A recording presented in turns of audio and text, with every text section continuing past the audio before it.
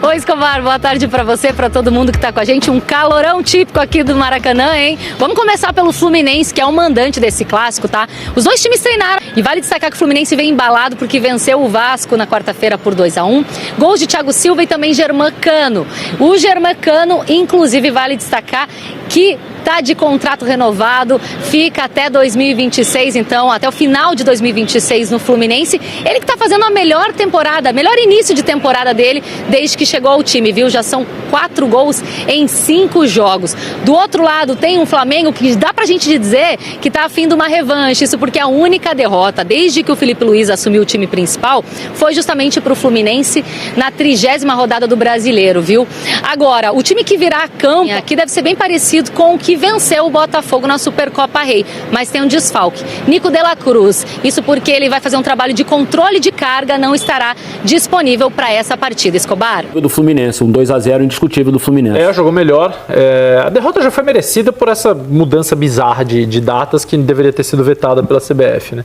Mas no jogo, em campo, o Fluminense foi melhor, mereceu vencer.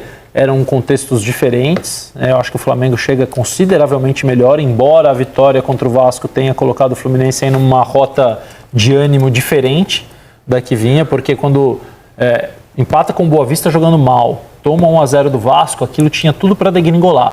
Mas o time mostrou uma força que a gente não vê em todos os momentos, principalmente nesse começo de temporada, de reação, né? Reagiu bem. Vai ser um jogo legal de ver. Sempre é, né? Fla-Flu, qualquer Fla-Flu por si só é legal. Quando a gente vê os personagens que estão no telão, é um privilégio poder ver um jogo. E há um clichê sobre clássicos, segundo o qual as diferenças tendem a diminuir naqueles 90 minutos específicos da rivalidade. Não precisa ser nenhum gênio para afirmar que o momento do Flamengo, nesse começo de temporada, é bem melhor que o do Fluminense. Mas insisto, é um Fla-Flu. Que tem esse histórico, inclusive, como tantos outros clássicos, do time que está pior muitas vezes, conseguir naquele dia específico anular essa diferença. Viu, André? Vai um elogio ao Mano, que vinha muito criticado pela torcida do Fluminense nesse início de temporada. Eu acho que ele foi o grande vencedor do clássico de quarta-feira contra o Vasco. Embora o Ares tenha jogado muito também, falar do Ares é chover no molhado, mas o Mano botou um time super pra frente, né, nesse dia, um time leve, com força física no meio campo, né? Tinha o Hércules, tinha o Martinelli, pôs o Riquelme na ponta direita, o Ares no meio, o Canóbio na esquerda, o Cano centralizado, centroavante e tal. Então o Fluminense tomou um susto, tomou aquele gol do Vasco 1 minuto, mas depois foi aos pouquinhos se achando, ainda que não tenha feito uma partida brilhante, poderia ter ganho até com mais sobra o jogo de quarta-feira contra o Vasco, porque foi melhor, teve mais chance, errou assim, um passe final, umas decisões ali num contra-ataque e tal. E o Mano foi muito bem nas substituições também, deixando o nível do Fluminense não cair, enquanto o Vasco teve uma atuação muito apática e as mexidas do Vasco também não surtiram efeito e tal. E o Fluminense, eu achei que para o Mano foi um clássico importante, sabe? Além da vitória e ainda manter o Fluminense com chances, mas acho que o Mano deu uma boa resposta, ele que vinha muito criticado. Eu acho que os clássicos que já aconteceram entre times cariocas ficaram muito ruins pro Vasco, até quando ele não jogou. Porque o Botafogo, no primeiro jogo da temporada, cara, dominou o Vasco. Depois o Vasco perde do Fluminense, que vinha mal. E a vitória do Flamengo sobre o Botafogo escancarou como o Vasco tá mal. Porque se o Botafogo, que não foi páreo pro Flamengo, conseguiu vencer o Fluminense sem tanta dificuldade, o Fluminense vai lá, vence o Vasco que estava invicto. O Flamengo ganhou do Botafogo, que ganhou do Fluminense, que ganhou do Vasco. Isso. Eu acho que tá ruim pro Vasco, na verdade, cara. Os clássicos do Rio de Janeiro têm escancarado uma fragilidade já esperada no time vascaíno. Mas o assunto é Fla-Flu, colocando as escalações lado a lado. Os nomes também dão essa sensação óbvia da superioridade do Flamengo nesse momento. Acho que são times de patamares diferentes, não sei se vocês concordam. Eu vejo De la Cruz está fora do jogo, De la Cruz está fora do jogo. De la Cruz está fora, viu, gente? De la Cruz não joga. É uma superioridade meio nítida. O Fluminense tem uma boa notícia esse ano, que é a temporada do Cano, né? O Fluminense anunciou a renovação do Cano por mais um ano. E a temporada dele, depois do ano ruim do ano passado, no qual pararam dúvidas, eu acho que esse ano vai dando um ânimo assim do Fluminense ter novamente o seu artilheiro. Eu acho que a grande renovação foi o Ares, né?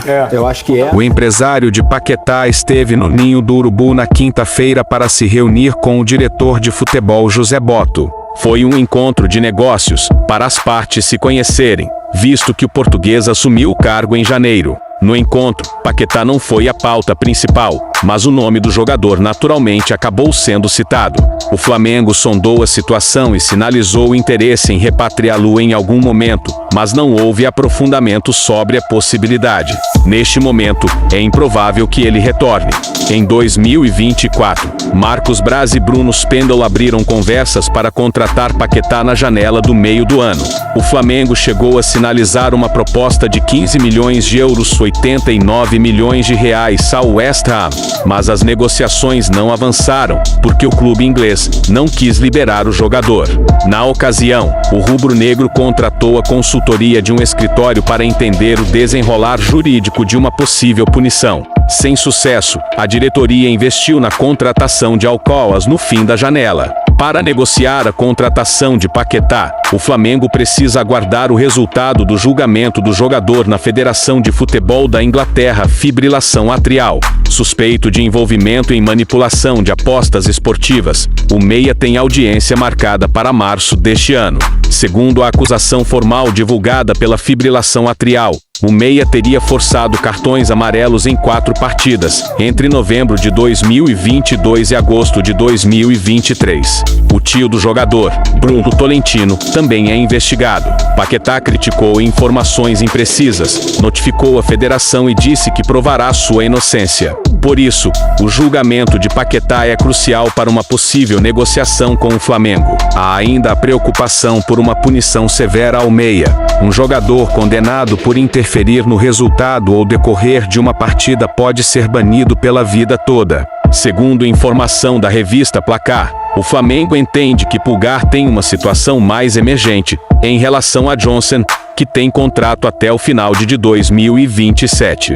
O chileno, no entanto, tem vínculo somente até dezembro de 2025. Sendo assim, o Flamengo prioriza a renovação do contrato de Pulgar nos próximos meses. Além disso, o mais querido já retomou as negociações com o chileno para a extensão do vínculo. A expectativa é que tudo seja acertado. O Super Mundial de Clubes. Pai de Johnson, Marcão criticou a diretoria do Flamengo e pediu uma valorização salarial para o meio-campista. A diretoria rubro-negra, no entanto, não vê a renovação de vínculo do Coringa como prioridade e definiu que o próximo a ter contrato renovado é Elek Pulgar.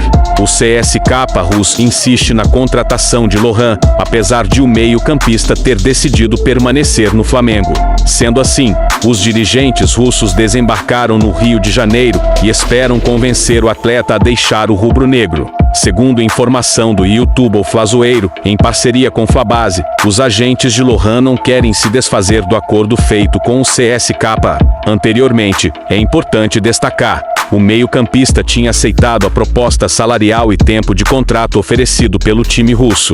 Outro ponto importante é que os agentes de Lohan marcaram uma avaliação física do meio-campista para este sábado, 08. A ideia é mostrar aos dirigentes russos que o atleta está bem fisicamente e pode entrar em campo para atuar 90 minutos. LURRAN não fez pré-temporada nos Estados Unidos da América. É importante lembrar que Lohan sequer participou da pré-temporada nos Estados Unidos, com o elenco principal do Flamengo. Por este motivo, Felipe Luiz não coloca o jogador na lista de prioridades para o restante do ano. Sendo assim, o atleta precisa convencer o treinador que pode ser útil em meio aos torneios. LURRAN treina com Sub-20 Lohan, agora treina com o elenco Sub-20 do Flamengo.